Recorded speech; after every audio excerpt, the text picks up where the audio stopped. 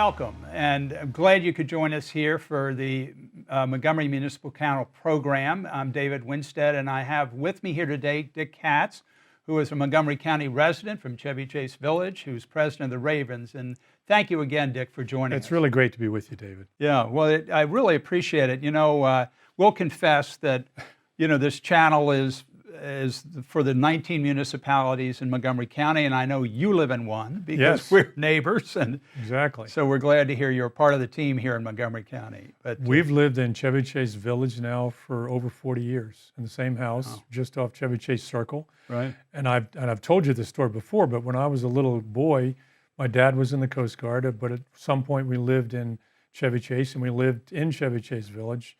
My brother and I had the Washington Post newspaper route in the village. Oh, wow. We did that. So you know every house? I know every house. I know, better yet, I know every dog. Every dog.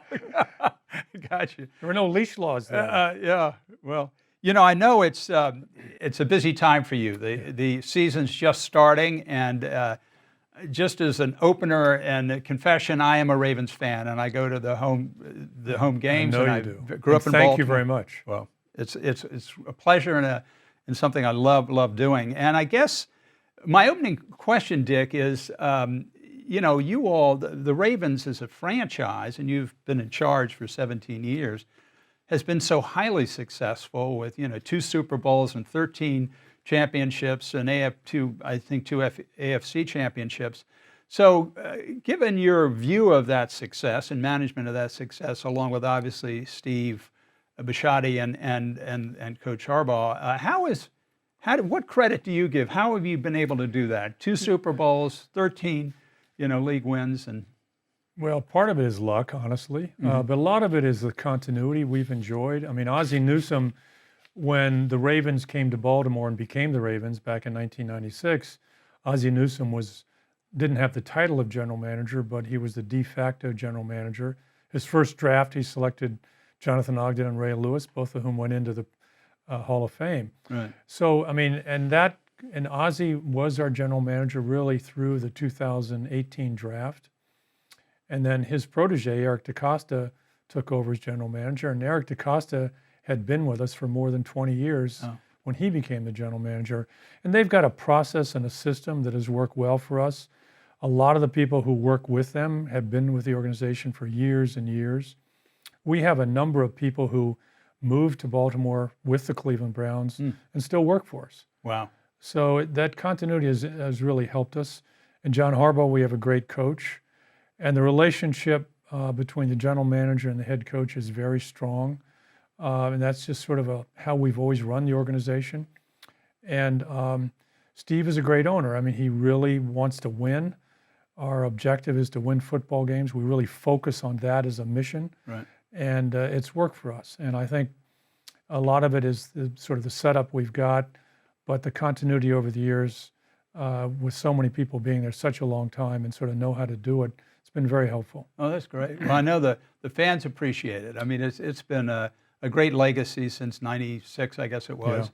But so, Dick, you've had a fascinating career, and I know this job has got to be one of the most enjoyable jobs around, but you had a substantial legal career early on, and I know that you represented the owners of the Dallas Cowboys and the Redskins. And so before you became a president of an NFL franchise, you were involved with football. I was. And you actually, didn't you also get involved on behalf of the league and sort of collective bargaining? As a lawyer, I did. I got into the NFL really through Jerry Jones. Okay. He hired me as an outside lawyer. I was at a law firm in Washington, Wilmer, Cutler and Pickering, now Wilmer Hale.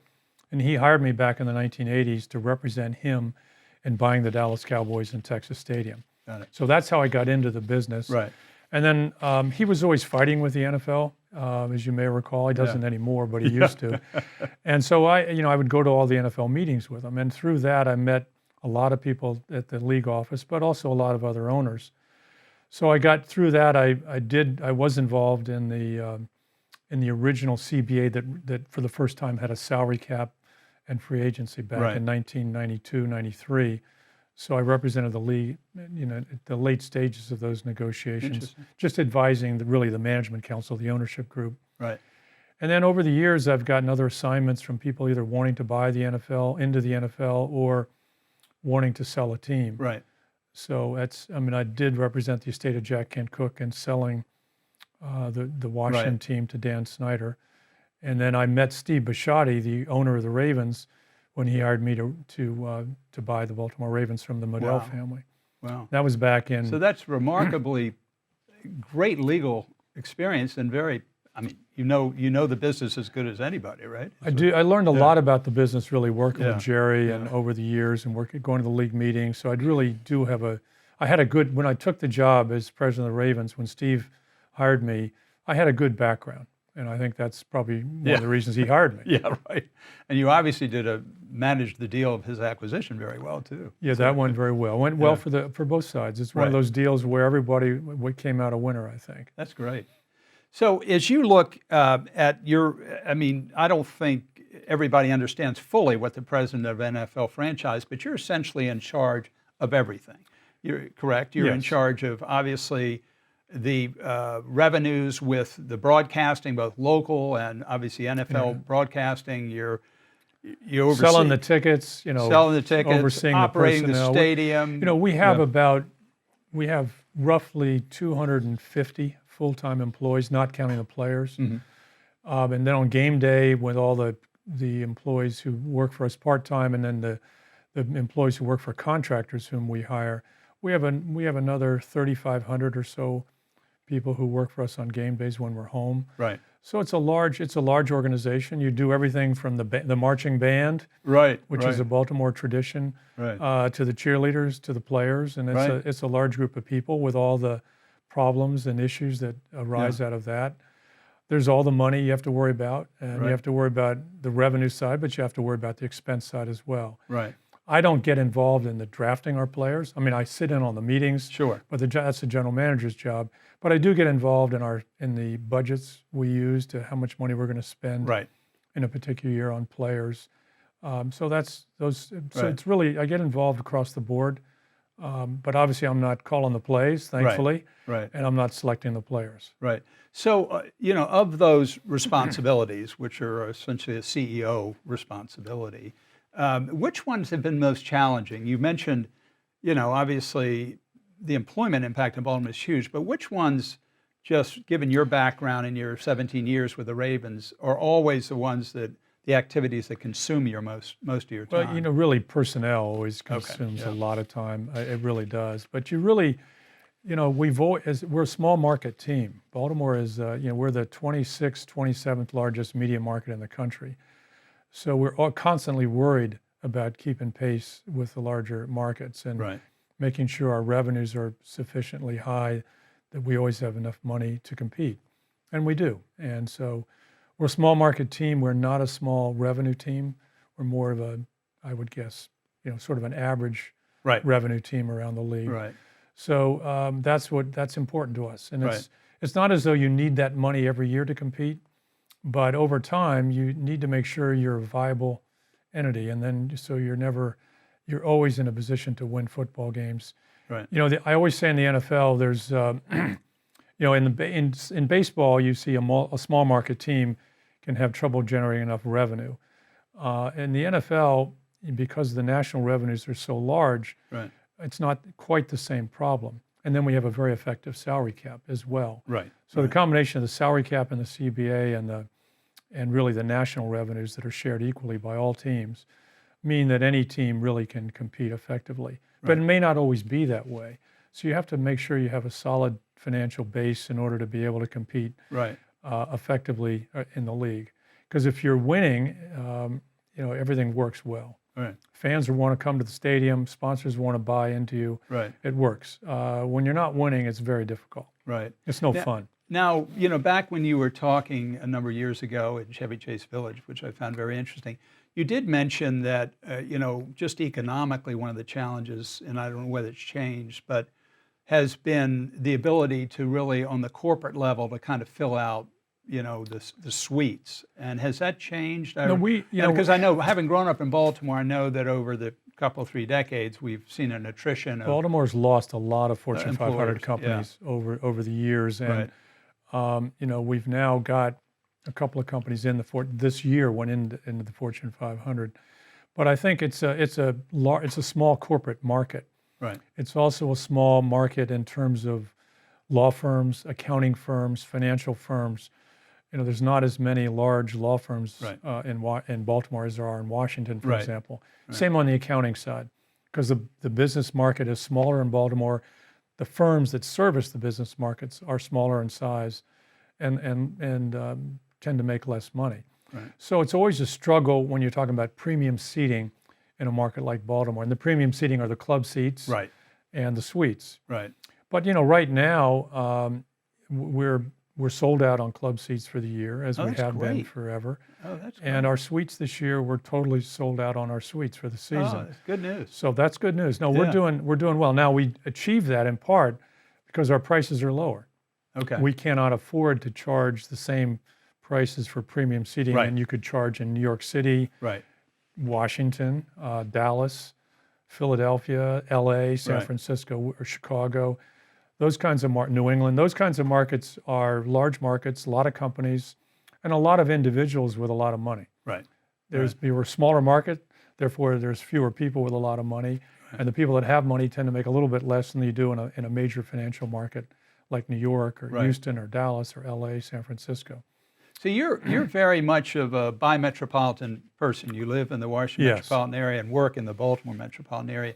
What have the Ravens done over the years to really try to draw fans? I mean, I'm one of them, but draw fans from the Washington metro area, suburban Maryland, even Northern Virginia, to come up to Baltimore to participate? Our season ticket base is still largely, almost entirely, Baltimore type, Baltimore area. Right. But it's growing in Montgomery County. We have a number of season ticket holders from Montgomery County. We've done some outreach programs, continue to do that. So we're working hard on that. I think the thing that helps us the most is if you're successful on the field, you tend to attract kids who follow you. So we sort of regard it as a long-term process. And over the time, over the many years, we're still reaching out, working hard to try to attract fans, really from northern Montgomery County, northern PG County, and I think it's that have access up on 95. Yeah, or it's the easy to get connector, to. It's very easy to get to our stadium. It really is. Just to personally, I marvel. I don't go for tailgate because I've discovered if I try to go for that, I'll never get in the parking lot. Right. So I go sort of an hour and 10 minutes before, and I usually have a very easy time. For me, I live in Chevy Chase Village as you do, and I used to be a season ticket holder for Washington, and I went to the new stadium at FedEx years ago when it first opened, and I found that I can get from my house to M&T Bank Stadium in Baltimore more quickly than I can to FedEx, just because of the way the traffic patterns work and the way the parking lots work, getting in and out of the parking lots. Right.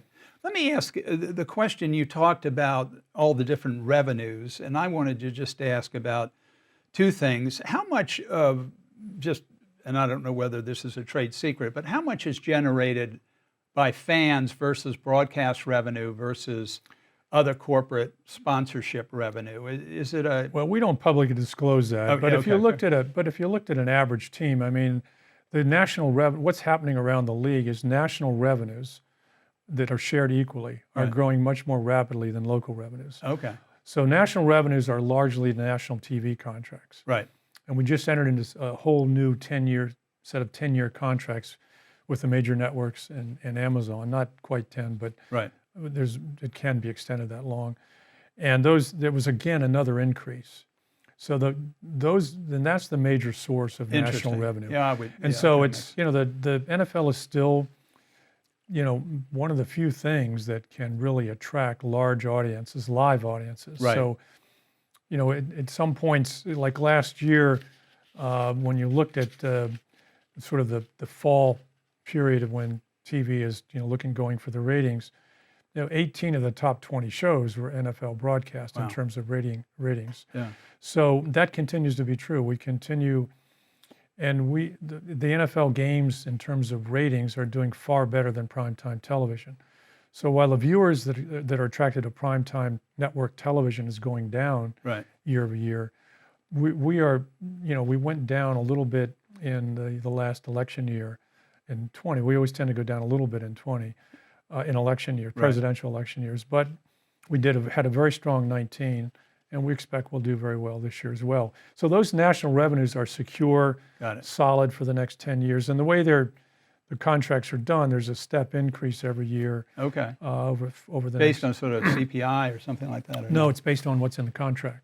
Oh, got it. So they're negotiated increases every year. Got it. So they're very attractive, and all that money is shared equally. And the other sources of national revenue are really national sponsorships.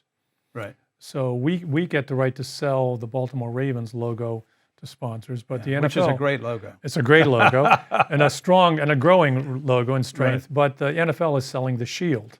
Oh, okay. So there are national sponsorships and local sponsorships. So the national sponsorships, like the Nike on anything you see on television, like Gatorade on the sideline, and the Nike swoosh on the uniforms, those are national sponsorships, and all that revenue is shared evenly around the league. So all the broadcast and the national sponsorship money is growing in the aggregate more rapidly than local revenue. And local revenue is essentially tickets, and suites, and sponsorships, and parking, and concessions. And the ticket revenue gets shared with other teams. Right. So every, after a game, as a practical matter, we will send, and after we pay the ticket tax, we send 30% of the remaining revenue to the league. And that then is shared equally at the end. So there's also revenue sharing on the tickets as well. That's neat. Well, Dick, we're going to take a quick break. Okay. And I've got Dick Katz, president of the Ravens, and we'll be right back with you. Freedom. It's at the core of who we are. The freedom to live without fear, to jog where we please, to wear a hoodie. The freedom to breathe. Before we celebrate the freedom most Americans have, we must fight for the freedom all Americans deserve. Because all lives can't matter until Black lives matter.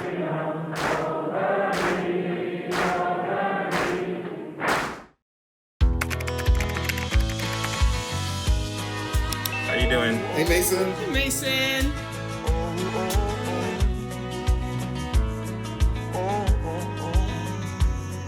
Thank you. A place to make my own. A place that I call home. This place that I call home.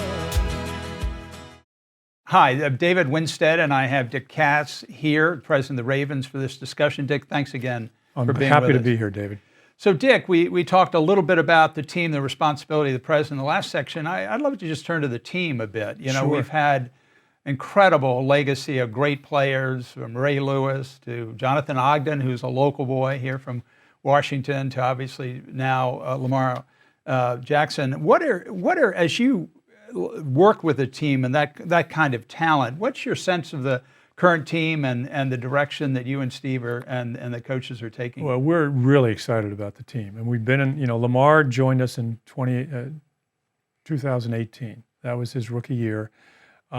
He took over as quarterback when Joe Flacco got injured that year. He completed that year going 6-1 and leading us to the playoffs. And then he's been our starting quarterback for 2 years. And he's just done a fabulous job. You hear a lot about the fact, well, he doesn't throw the ball that well. And our passing offense had the fewest yards in the league last year, and so on and so forth. But if you look at the 2 years he's been our starting quarterback, it's just been a remarkable run for him and the team. During those 2 years, we are the highest scoring team in the NFL. Ravens have always been known as a defensive team. But over the last 2 years, we were the highest scoring team. We led the league in time of possession. Over those 2 years. We led the league in point differential, meaning the difference between the number of points scored versus the number of points allowed. And part of that is because we possess the ball so much, because we run the ball. The other team is not on the field that often. So it's been a system that has served us extremely well. We have failed in the playoffs, and we got to do better in the playoffs, no doubt about that. But Lamar, we know we have to improve our passing game. But the remarkable thing is we're building from such a strong base in our passing game. People don't realize that over the last 2 years as starting quarterback, Lamar has thrown 62 touchdown passes. That's the fifth most in the league. Is that right? Wow. It's the fifth most. He trails Brady and Mahomes. Right. They've each thrown. And he's leading on yardage, right? Well, but they've only thrown 64. So he's Oh, only okay. 2 touchdown passes behind those guys. Okay. Okay. He's got a quarterback rating over the 2 years of 106.6. Wow. That's the fifth best in the league. Wow. He trails Mahomes, who's the fourth best at 106.9. Right. So yeah, the yards aren't there, but it's been an efficient passing game over the 2 years, and we've added some weapons for him this year. So we're optimistic about where the team is going. So we'll see. I mean, he also, you're a fan and you know this, but Lamar has the 6th most rushing yards in the league for the last 2 years. Right. And he's averaged 6.6 yards a carry, which is by far the best in the league. So, Yeah, I mean, he's a dynamic, exciting player. He's an effective leader. He's humble. He works hard. I mean, players really, really play for him well. They like to play with him. It's been exciting, and he's just electrifying. I mean, it is fun to watch him. Right. And so, Dick, on the player side of the ledger, obviously you've got the players' agents that you deal with. You have the draft. You have, obviously, the trades that occur. I think it'd be of interest to sort of, not necessarily the current team, but sort of how the dynamics are handled. I mean, how do you... Well, those dynamics are all handled really by the general manager. And the way the way that really works, I mean, the way we build a team is we believe in building through the draft. Right.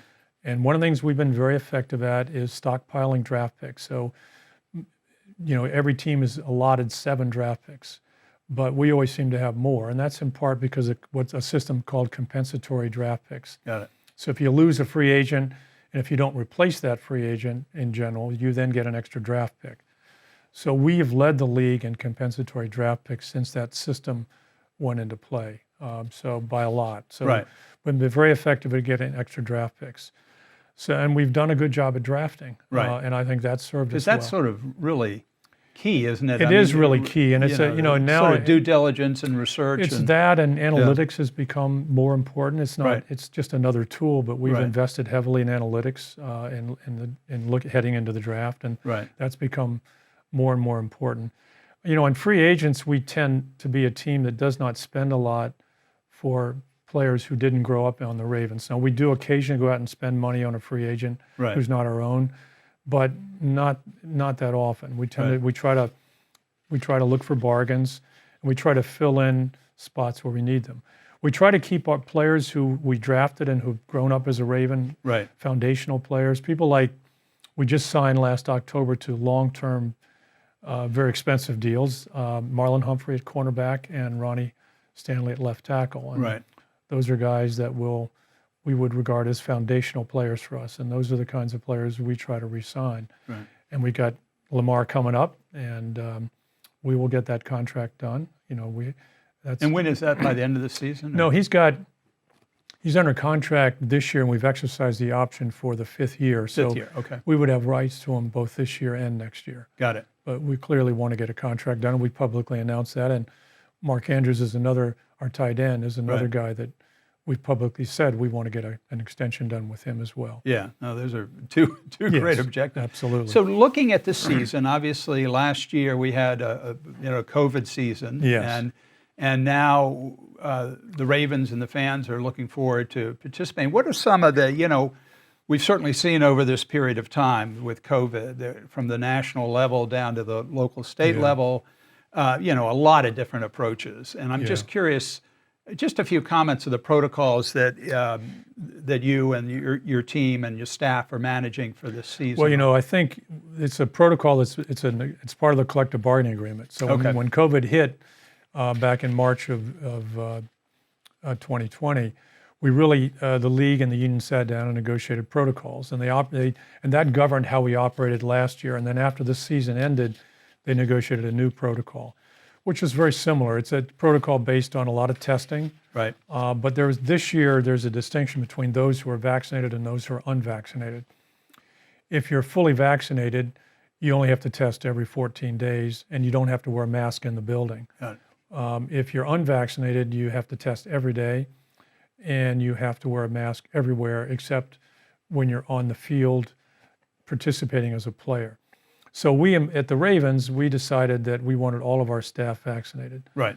So if you're And that's all the players and the. no, we don't. We okay. can't force vaccination on the Okay, players, fair enough. but on our staff we Right. could, and we Okay. did. So if you want to come to work at the Under Armour Performance Center in Owings Mills, our practice facility, Right. and you're a staff member, you have to be fully vaccinated. And if you want to work at the stadium on game day and deal with the fans and Right. visitors and whatnot, Right. you have to be fully vaccinated. So we have 100% of our staff, with one or two exceptions based on religious or health reasons. Right. So 100% of our full-time staff are fully vaccinated, as are our cheerleaders because they're on the field, Right. as are the band members because they're on the field or adjacent to the Right. field. So everyone who works for the Ravens is fully vaccinated. Got it. The players, the union, that's subject to collective bargaining. The union would not agree to mandatory vaccination for players. So we have right now, we have 90% of our players fully vaccinated. Right. But those who are not have to wear a mask in the building, have to get Okay. tested every day. They cannot leave Baltimore during the bye week. They can't, if they have a long weekend, like after the third preseason game Right. with some time off, Right. they can't leave Baltimore because they have to get tested every day. Right. So there's incentives built in to encourage people Definitely. to get tested. I mean, to become Which is fully a good vaccinated. objective. It Yeah. is. You know, another, obviously, COVID hopefully will be leaving us, but another issue that seems to be more of a concern is this one of football concussions and sort of injuries. Yes. And I'd just be interested, you know, as you look at the sport and look at some of the concerns that young parents are having about their kids, mostly boys, playing football, and you know, the risk of an injury or a concussion. How is that, do you think, looking out of bringing young kids into the sport? What impacts do you think that'll have? It's having an impact, Mm-hmm. you know, and I think so. We're trying to, and the NFL and all teams are trying to respond to it. We're trying to encourage flag football at early ages, and so we do a lot of that. Right. We run we encourage high schools like in the summer to do flag football. So we run a flag football tournament in Maryland. Right. We've got I think this year about 72 high schools participated in that. We do a lot with education. We coach coaches. We have coaching clinics teaching how to run, if you're going to do tackle football, how to do it safely in terms Right. of tackling. We are funding trainers to be at high school games. So we're trying to do a lot to make the game Yeah. safer at the high school level and below. And I think But there's that's- still a high, I would think there's still a high enthusiasm about playing football. There is. So I it's mean, we're really not, just- it yeah. depends, Baltimore City has a very strong youth football program. And we encourage that. And that's not just flag football, it's also tackle. Right. So we help fund those leagues. We encourage them. We've built fields over the years. And again, we run these coaching clinics to try to teach safe techniques. Right.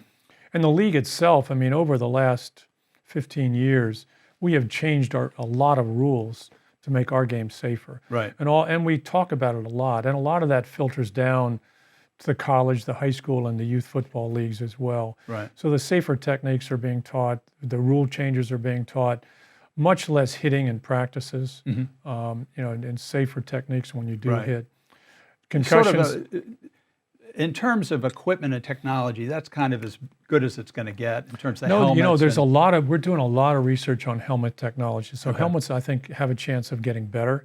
They're much better today than they Right. were. We have this program.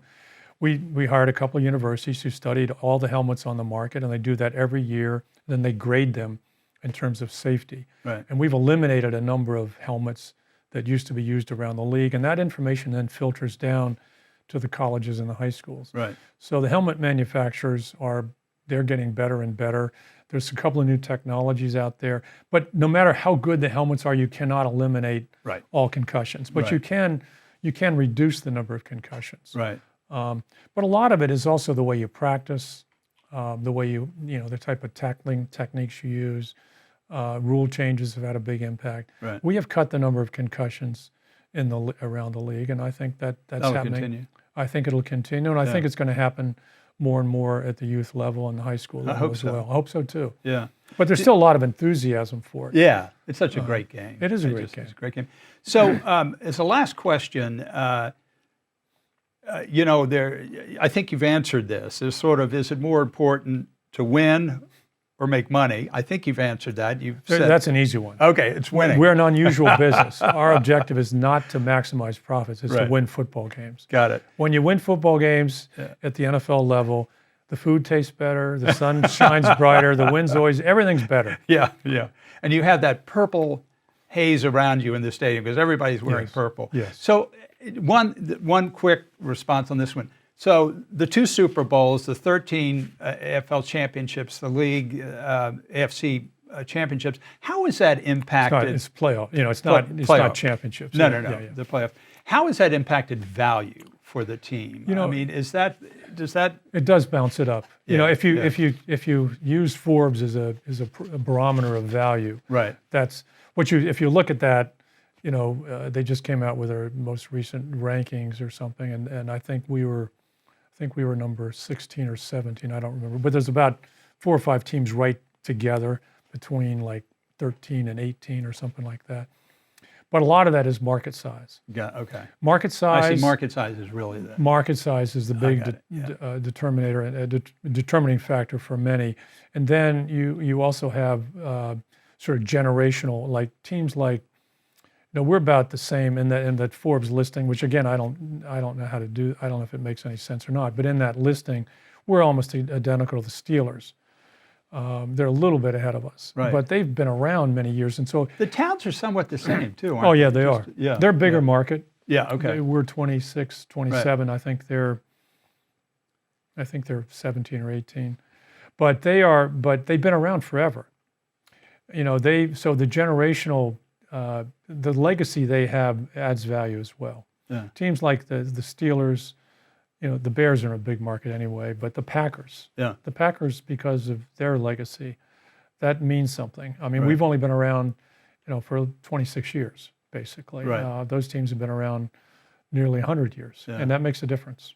I personally have great memories of sitting at the M&T Stadium watching Ray Lewis and Yeah. watching all these great players. So it's been a pleasure, Dick, to have you with us. And it's nice to know that you're a Montgomery County resident. Yes. And you live in one of our municipalities. That's an added plus.